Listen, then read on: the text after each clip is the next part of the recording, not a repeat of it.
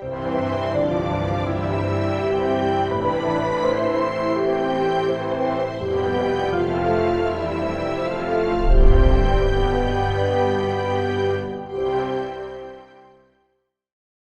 이 말씀의 제목은 하나님께 물으라. 네 번째 시간입니다. 하나님께 물으라. 오늘 다섯 번째, 우리 하나님은 어떤 하나님은 우리에게 말씀하십니까? 생수를 공급하시는 하나님. 생수를 공급하시는 하나님을 우리에게 말씀하고 있습니다. 생수를 공급하시는 하나님. 출애굽기 17장 6절을 한번 찾아보도록 하겠습니다. 출애굽기 17장 6절입니다. 내가 거기서 호렙산 반석에 너를 대하여 서리니 너는 반석을 치라. 그것에서 물이 나리니 백성이 마시리라. 모세가 이스라엘 장로들의 목전에서 그대로 행하니라.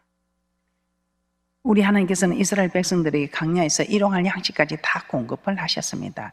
그리고 르비딤으로 인도하셨습니다. 그런데 그곳에 물이 없어서 목말라하는 그들에게 우리 하나님께서는 모세 부르짖는 기도를 들으시고 물을 공급합니다. 이스라엘 백성들이 모세에게 원망하자 모세는 하나님께 백성들이 원망할 때마다 무릎 꿇었습니다. 그때 우리 하나님께서는 반석을 치라 명하셔서 그 반석에서 물이 나오게 하여 백성들로 마시게 한 사건입니다. 이 일을 통해서 우리 하나님께서는 우리에게 깨닫게 하시는 바, 나는 너에게 생수를 공급하는 하나님이다. 생수를 공급하는 하나님. 이 생수가 공급되어지면 우리에게 어떤 일이 일어날까요? 오늘 허락하시는 이 복된 말씀들을 다 받아 누리는 축복자들이 되시기를 주님의 이름으로 축복합니다. 사도 바울은 이 르비딤에서 백성들이 마신 물을 뭐라고 하고 있습니까? 고린도전서 10장 4절입니다. 다 같은 신령한 음료를 마셨으니 이는 저희를 따르는 신령한 반석으로부터 마셨으며 그 반석은 곧 그리스도시라. 생수를 공급하시는 하나님. 백성들이 마신 물이 없어 원망할 때 이 반석에서 물을 내 영혼의 목마름을 해결해 주는, 영혼의 목마름을 해결해 주는 생수. 예수님은 그 영혼의 목마름을 해결해 주는 생수를 공급하시는 하나님이라는 것을 알게 하기 위해서 우리 하나님께서는 르비딤에 이르러서 물이 없어서 가라게 한 그들이 주님 앞에 구할 때에 우리 하나님께서는 이 생수를 허락하셔서 생수를 공급해 주시는 하나님을 알게 하고 있다는 것입니다. 오늘 이 말씀을 들으면서 여러분은 어떻습니까? 예수님을 믿고 하나님을 섬기며 산다고 하는 모든 성도들이 생수를 공급받는 것은 아니지요. 생수를 공급받지 못하는 사람들의 특징, 제가 말씀드리겠습니다. 여러분은 지금 이 땅에서 이렇게 살아가면서 만족하고 있습니까? 여러분은 이 땅에서 기쁨을 누리며 살아가고 있습니까? 여러분 이 순간을 행복해 하며 살아가고 있습니까? 주 예수보다 더 귀한 것은 없네 하고 고백하고 있습니까? 어떻습니까? 여러분들이 주님 한 분만으로 만족한다면 여러분 분명히 생수를 공급받고 있는 분들입니다. 그런데 주님 한 분만으로 만족이 되지 않아서 세상을 통해서 만족을 얻어보려 하고 뭔가 내 하고 싶은 일을 통해서 기쁨을 누려보려고 한다면 여러분은 조금 문제가 있는 것 같습니다. 오직 주 예수밖에 더 귀한 것은 없네 하고 주님 한 분만으로 만족하는 사람은 여러분이 잘 살고 못 살고 잘 나고 못 나고 문제가 아닙니다. 우리 주님이 주시는 이 생수를 공급받는 여러분은 어떻게 살든 어떤 모양이든 여러분은 만족하며 살아가고 있다는 것입니다. 그런데 웬일입니까? 우리보다 지위도 많고 건세도 있고 힘도 있는 그 사람들이 만족하며 살아가고 있습니까? 그렇지 않습니다. 그런데 세상 사람들이 이렇게 다 누리고 있으면서도 만족하지 못한다는 건 이해가 됩니다. 그러나 예수 믿는 사람이 이런 만족함을 누리지 못하고 있다면 이건 뭔가 문제가 있다는 것입니다. 어떤 문제? 생수를 공급받지 못하고 있다는 것입니다. 자, 그러면 어떻게 하면 생수를 공급받을 수 있는가? 우리는 너무나 잘 알고 있죠. 요한복음 4장입니다. 요한복음 4장에 보면 예수님은 한 분을 두고 집회를 하고 있습니다. 수가성 여인과 지금 대화를 통해서 이 생수를 공급하는 일에 대해서 우리를 깨닫게 하십니다. 예수님께 나온 이 수가성 여인 어떤 사람입니까? 예수님과 대화를 나누고 있습니다. 그런데 이 수가성 여인 정말 만족을 하지 못하고 예수님 한 분만으로 만족하는 것이 아니라 이 수가성 여인은 남편을 통해서 만족하려고 하고 있습니다. 그래서 남편을 5명이나 바꿨습니다. 6번째 남편은 또 실패할까 싶어서 한번 살아보고 결혼하려고 지금 6번째 남편하고는 결혼하지 않고 살고 있습니다. 그런데 우리는 이렇게 생각합니다. 이 수가성 여인, 예수 믿지 않는 여인이 예수님을 만나고 동네방네 난리가 났습니다. 예수님을 만나고 나는 이렇게 만족을 누리는 생수를 공급받아 자유함을 얻었다고 하는데 이 여인이 예수 믿지 않는 여인이 예수님을 믿고 이런 축복을 받았다면 이건 당연한 것입니다. 이건 문제될 것이 없습니다. 그런데 웬일입니까? 이 수가성 여인은 이방인이 아닙니다. 이 수가성 여인은 우리와 함께 예수님을 섬기는, 하나님을 섬기는 여인입니다. 목사님, 저는 그렇게 듣지 않았습니다. 말씀을 보겠습니다. 우리는 분별할 때 말씀이면 기록되었을 때 가라사대 말씀이면 우리는 아멘으로 우리는 받아들여야 합니다. 오늘 이 여인이 예수 믿는 사람인지 아닌지 오늘 말씀을 통해서 한번 우리가 깨닫게 되는 축복인 줄 믿습니다. 자, 이 수가성 여인 먼저 지리적으로 한번 살펴보겠습니다. 지리적으로 볼 때 이 수가성 여인 이스라엘 나라 안에 살고 있었습니다. 이 본문에 보면 이 사마리아에 있는 수가라는 동네에 이르니 그곳은 야곱이 그 아들 요셉에게 준 땅이 가깝고 또 야곱의 우물이 있더라고 말씀하고 있습니다. 요한복음 4장 5절에서 6절 말씀입니다. 요한복음 4장 5절에서 6절 말씀입니다. 사마리아에 있는 수가라 하는 동네에 이르시니 야곱이 그 아들 요셉에게 준 땅이 가깝고 거기 또 야곱의 우물이 있더라. 예수께서 행로에 고나여 우물 곁에 그대로 앉으시니 때가 제 6시쯤 되었더라. 이스라엘은 솔로몬 이후에 남유다와 북이스라엘로 나뉘게 됩니다. 사마리아는 북이스라엘에 속한 지역입니다. 그리고 그 사마리아에 이 수가성이라는 성이 있습니다. 사마리아 지역의 한 성입니다. 그리고 야곱이 그 아들 요셉에게 준 땅이 가까이 있다고 하였습니다. 그러므로 수가성은 이스라엘 나라 밖에 있는 곳이 아니라 이스라엘 나라 안에 있는 지리적으로 볼 때에 하나님의 백성이다 이 말입니다. 또한 유대를 떠나 갈릴리로 가려고 할 때에 이 사마리아를 통과해야 합니다. 이것을만 봐도 지리적으로 볼 때에 이스라엘 밖의 지역이 아니고 이스라엘 나라 안에 있는 지역, 이스라엘 민족이다 이 말입니다. 그리고 역사적으로도 한번 살펴보겠습니다. 이 수가성 여인, 역사적으로 볼 때 역시 하나님의 백성이라는 것입니다. 이스라엘은 솔로몬 이후로 북이스라엘과 남유다로 나뉘어진 사건에서 북이스라엘은 BC 722년에 아수르에 의해 멸망당합니다. 남유다는 BC 586년에 바벨론에 의해 멸망을 당하게 됩니다. 그런데 이 아수르 정책이 참 유명합니다. 북이스라엘을 멸망시킨 이 아수르는 북이스라엘 사람들을 강제로 이방인들과 결혼을 하게 만들어서 호넬 민족이 되게 하였습니다. 그로 인해 남유다 백성들은 북이스라엘 사람들을 이방인 취급하며 상종을 하지 않았던 것입니다.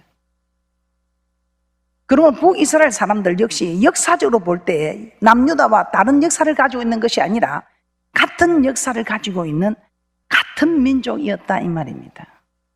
그러므로 수가성 여인도 역사적으로 볼 때 이스라엘 백성이요 하나님의 백성이었다는 것입니다. 그리고 이 수가성 여인 혈통적으로 볼 때도 하나님의 백성입니다. 수가성 여인은 우리 조상 야곱이 이 우물을 우리에게 주었다고 이렇게 고백하고 있습니다. 요한복음 4장 12절입니다. 우리 조상 야곱이 이 우물을 우리에게 주었고 또 여기서 자기와 자기 아들들과 짐승이 다 먹었으니 당신이 야곱보다 더 크니까 이렇게 물어보고 있습니다. 이 여인은 야곱을 우리 조상이라고 합니다. 야곱의 아버지는 이삭이요 이삭의 아버지는 아브라함입니다. 아브라함은 이스라엘 민족의 이스라엘 민족이 시작되는 믿음의 조상입니다. 그런데 수가성 여인은 야곱을 자신의 조상이라고 합니다. 그러므로 이 여인을 혈통적으로 봐도 아브라함의 후손인 하나님의 백성이다 이 말입니다. 그리고 또 이 수가성 여인 고백을 통해서도 우리는 하나님의 백성임을 알 수 있습니다. 자, 수가성 여인 예수님과 대하던 중에 뭐라고 고백합니까? 메시아 꼭 그리스도라고 하실 이가 오실 것을 안다고 합니다. 오실 것을 기다리고 있다 이 말입니다. 요한복음 4장 25절입니다. 요한복음 4장 25절입니다. 여자가 가로되 메시아 곧 그리스도라 하는 이가 오실 줄을 내가 아노니 그가 오시면 모든 것을 우리에게 고하시리이다. 이 여인은 자신들을 구원할 그리스도가 오실 것을 믿고 있습니다.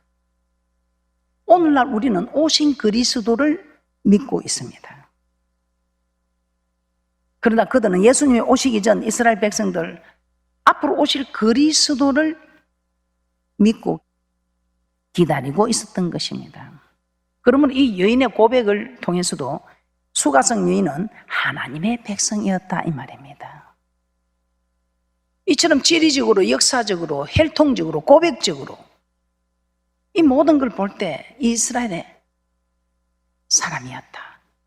이 수가성 여인 믿지 않는 민족이 아니라, 믿지 않는 사람이 아니라 믿음의 갓 이스라엘의 민족, 믿음의 사람이었다 이 말입니다. 이방인이 그냥 목이 갈아여 예수님을 만나서 이걸 해결받았다면 그냥 이건 별로 심각하지 않습니다. 그런데 오늘 심각한 것은 이 여인이 이방인이 아니다 이 말입니다. 예수 믿는 사람이다 이 말인데, 예수 믿는 사람인데 예수님 한 분만으로 만족하지 못하고 다섯 남편을 두고도 만족하지 못하고 다시 한 남편을 얻어서 만족이 되면 살아버리고 지금 함께 살고 있다 이 말입니다. 오늘 어떻습니까? 오늘 복된 날입니다. 복된 말씀을 받으러 왔습니다. 오늘 여러분이 이 예배를 통해서 하나님이 친히 강림하셔서 여러분에게 막 생수를 콸콸콸 부어줄 겁니다. 그럼 장인함 속에 장인분도 있을 것이고 그냥 낙수물처럼 똑똑 떨어지는 그런 생수를 공급받는 분도 계시겠지요. 해갈이 되겠습니까? 낙수물에 해갈이 되겠습니까? 우리 왔다 갔다 하는 인생이 되어서는 안 됩니다. 자, 이제 우리는 생수를 공급받는데 여러분이 작게 받는 생수로도 만족하지 마시고 정말 60만 대군, 장정만 60만 대군을 먹였던 그 르비딤에서 반석에서 흘러나온 생수, 그런 생수를 공급받아서 여러분 어디로 가도 자, 주님 한 분만 더, 주님을 위해서는 목숨 아깝지 않다 하고 할 수 있는 이런 믿음의 사람이 되어야 여러분이 환난 때에 능히 피하고 인자 앞에 설 수 있는 그런 믿음의 사람들이 될 줄 믿습니다. 그러니까 지금 우리는 훈련 기간입니다. 여러분 준비해야 합니다. 오늘 여러분들의 낙수물 같은 흐르는 생수에 여러분이 만족하지 마시고 정말 여러분이 아니라 여러분 한 사람을 해서 온 가족을 살리고 여러분 한 사람을 통해서 온 민족을 살릴 수 있는 그런 엄청난 생수의 공급에 충만히 젖어드는 귀한 분들 되시기를 주님의 이름으로 축복합니다. 자, 생수를 공급받으려면 어떻게 해야 되는가? 첫 번째, 생수의 근원 되시는 예수님을 만나야 한다고 말씀하고 있습니다. 요한복음 4장 10절입니다. 수가성 여인이 예수님을 만났을 때 예수님은 자신을 생수를 주는 이라고 말씀하고 있습니다.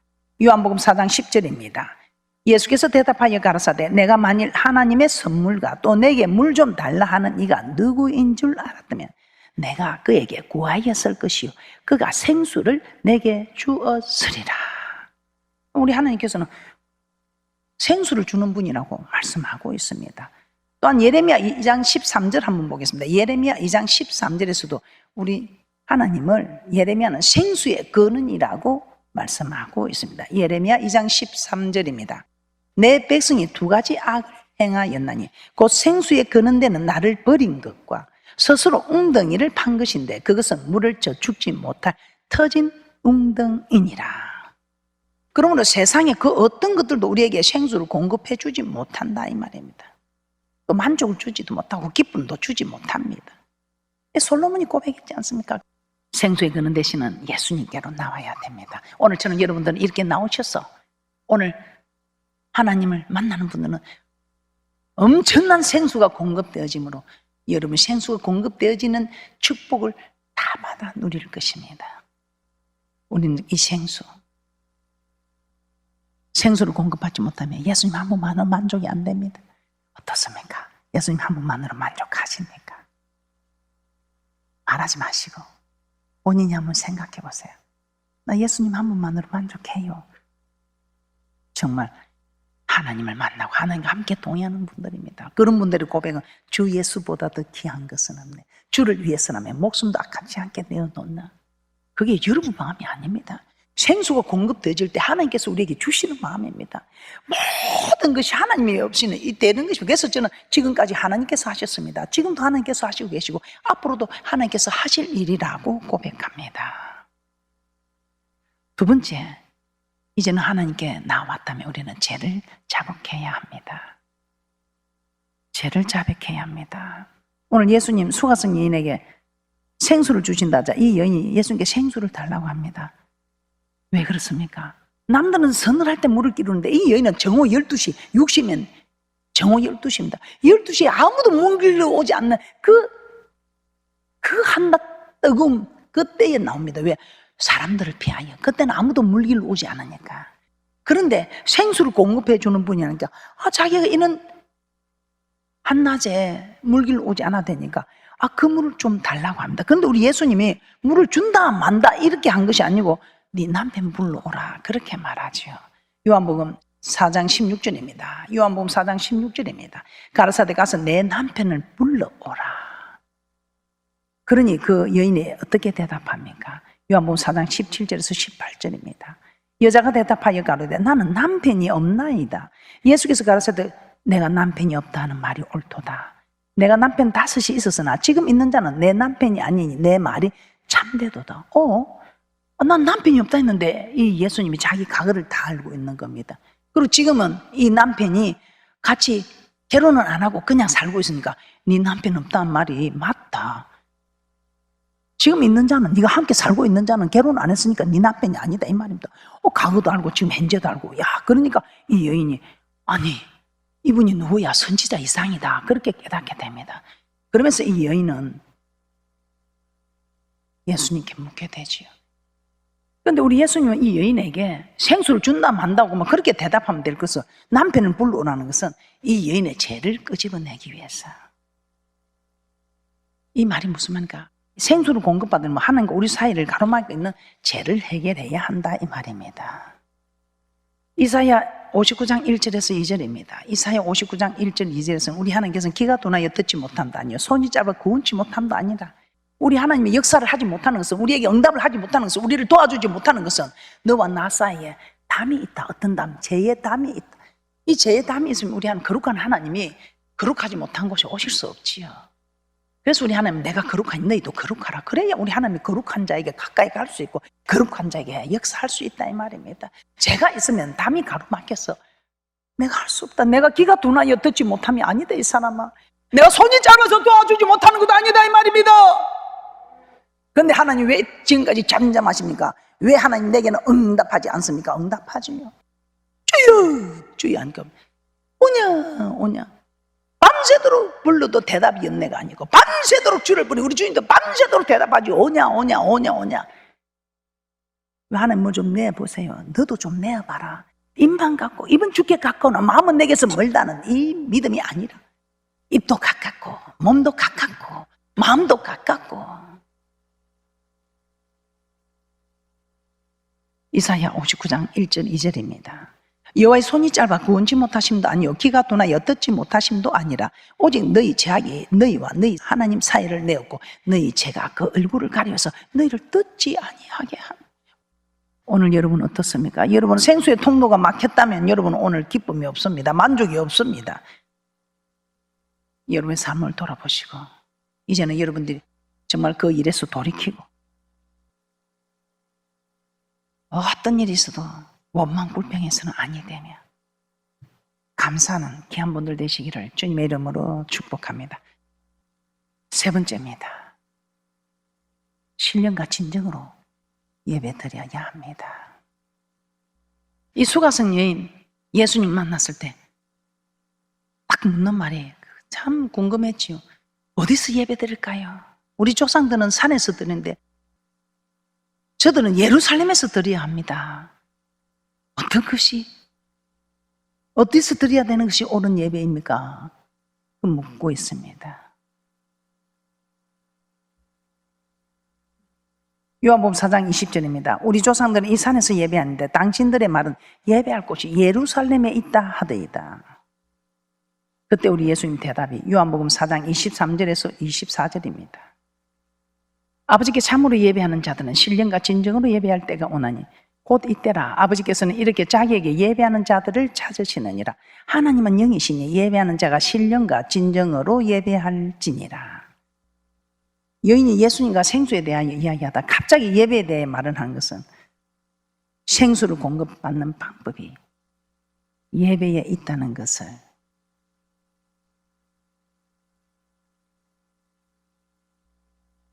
예배를 어디서 드려야 할지 모르는 이 일을 생수를 주시는, 생수의 근대신 하나님 알고 있다 이 말입니다. 그래서 예배에 대해서 묻게 됩니다.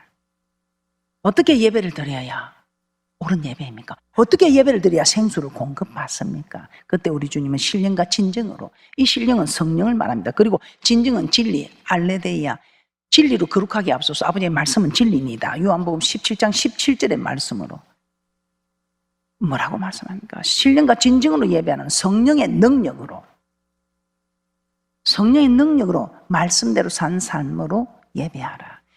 성령의 힘을 공급받아 말씀 안에, 말씀이 명하시는 대로 예배 드리라 이 말입니다. 우리는 예배의 육하 원칙을 너무 잘 압니다. 이런 육하 원칙을 따라 정확하게 예배를 드릴 때 우리에게는 엄청난 생수가 공급됩니다. 그 엄청난 생수가 공급됐을 때 우리의 주어지는 축복이 무엇입니까? 에스겔 47장 12절 보고 마치도록 하겠습니다. 에스겔 47장 12절입니다. 강 좌우가에는 각종 먹을 실과 나무가 자라서 그 잎이 시들지 아니하며 실과가 끊치지 아니하고 달마다 새 실과를 맺으리니 그 물이 성소로 말미암아 나옵니다. 그 실과는 먹을 만하고 그 잎사귀는 약재료가 되리라. 대단하죠. 예수를 믿으면서 만족도 없고 기쁨도 없는 그런 게 아니라 정말 이런 놀라운 축복을 받아 누릴 수 있도록 여러분은 주님께 물어야 합니다. 지금까지도 물으셨기 때문에 오늘 이런 복된 말씀을 받으시는 겁니다. 내가 하나님 앞에 어떤 장벽이 가로막혔는지 모르기 때문에 이제는 여러분들은 하나님께 물어보시기 바랍니다. 결론입니다. 우리는 신앙생활 하면서도 기쁨과 만족이 사라질 때가 있습니다. 즉 생수를 공급받지 못할 때가 있다는 것입니다. 그럴 때 여러분 절대로 좌절하지 마시고 세상으로 나가지도 마시고 하나님께 와서 물어야 합니다. 하나님께 물어야 됩니다. 왜냐고요? 하나님께 물어야 우리 하나님께서 생수를 공급해 주시는 이 축복을 우리에게 허락하십니다. 오늘 생수를 공급하기 위해서 하나님께 나와서 물어야 합니다. 그리고 행여나 내가 하나님 앞에 정말 하나님이 감동을 주시는데도 순종하지 못한 일이 있다면 이 불순종한 이 일을 주님께 자백해야 합니다. 우리는 다 죄 안 짓고 의인인 줄 압니다. 왜? 죄를 안 짓니까. 우리 하나님께서는 하라 하지 마라 이 말씀을 주셨습니다. 하지 말라는 범죄한 사람과 이렇게 하라고 했는데 하지 않는 불순종한 사람들이 광야에서 멸망했다고 합니다. 여러분들은 죄 안 지으니까, 나는 죄를 짓지 않으니까 나는 의인이라 생각할지 모르지만 죄 안 짓는 것 좋습니다. 그러나 하라는 거 하지 않는 불순종한 것도 죄입니다. 그래서 광야에 멸망한 자들이 어떤 사람이냐? 범죄한 사람들과 불순종한 사람들, 하지 말라는 죄 범한 사람들과 하라고 하는 일 순종하지 않는 불순종한 사람들이 광야에서 멸망을 받았다고 합니다. 여러분들은 하지 말라는 건 안 하고 있는 거 압니다. 이제는 하라는 것까지 하셔서 생수를 장일하게 공급받아서 자유케 되는, 그래야만 어디를 가든지 살리고 번성하고 치료되는 놀라운 축복의 역사들이 있으시기를 주님의 이름으로 축복합니다.